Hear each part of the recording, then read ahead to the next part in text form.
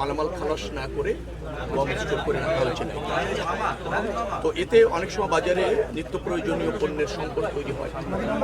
তো সেটাকে কিভাবে বেগবান করা যায় এবং এই ধরনের কার্যক্রম অনৈতিক কার্যক্রম আছে কিনা সেটা দেখার জন্য আসা, এবং আমরা জানতে চেয়েছি যে চাইবো আর কি তাদের কাছে যে তারা সঠিক জবাব এ পর্যন্ত মনে আমরা পাইনি। ব্যবসায় ঘটেছে, যে বিধি আছে বা যে আইন আছে তার ব্যবসায় ঘটেছে, তার জন্য আইনি ব্যবস্থা নেওয়ার জন্য নির্দেশ দেওয়া হয়েছে।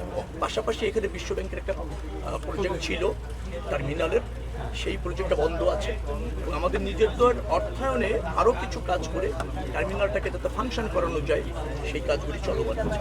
তো সেটা একটু ভিজিট করতে আসছে সব কিছু না। আমরা আশা করছি যাত্রাটা স্বস্তির হবে, নিরাপদ হবে। যে সমস্ত জায়গায় ব্যত্যয় ঘটার সম্ভাবনা আছে, ধরেন একটা যানজট তৈরি হয়ে যায়, দীর্ঘক্ষণ শৃঙ্খলা থাকে না সড়কে যান চলাচলের জন্য, তার জন্য যে সমস্ত ব্যবস্থা নেওয়া হবে সে উচিত সেগুলি ইতিমধ্যে আমরা নিয়েছি এবং ওর সাথে যারা জড়িত তাদেরকে প্রয়োজনীয় নির্দেশনা দেওয়া হয়েছে। আমি আপনাকে নিশ্চিত করতে চাই যে সব কিছু আশা করছি এবার ঠিক থাকবে।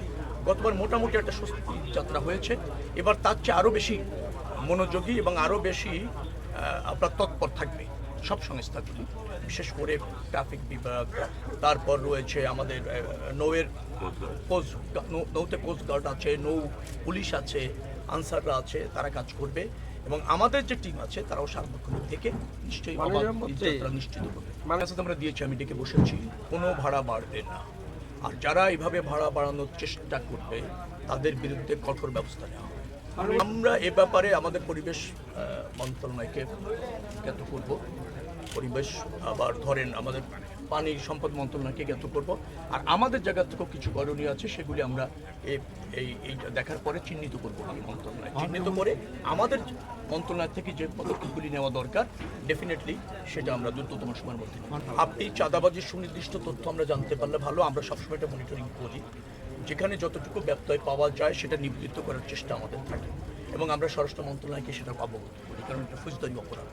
আপনাদের কাছে যদি কোনো সুনির্দিষ্ট তথ্য থাকে আমি খুব বাধিত হব যদি সুনির্দিষ্টভাবে বলেন যে মানে এই জায়গায় এই সময় এরকমভাবে ঘটছে, আপনারা আমাকে জানালে ডেফিনেটলি আপনারা তার অ্যাকশন দেখতে পাবেন।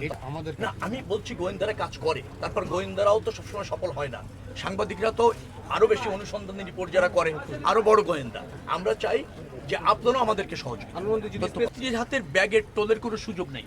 আমরা এবার যেমন সদরঘাটে এই ঈদযাত্রা উপলক্ষে যেখানে করেছি সেখানে এমনও সিদ্ধান্ত হয়েছে যে এই ধরনের কোনো অপরাধের কোনো সুযোগ নেই, আমরা সার্বক্ষণিক ওখানে মনিটরিং করবেন। সেটা সম্ভাবনা কি, এটা তো আপনাকে করতেই হবে।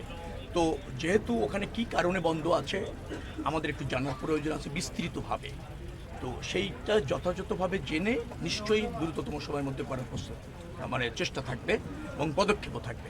আজকে যেহেতু নৌ মন্ত্রণালয়ের মন্ত্রী হিসেবে এসেছি, আপনারা নৌয়ের মধ্যে সীমাবদ্ধ।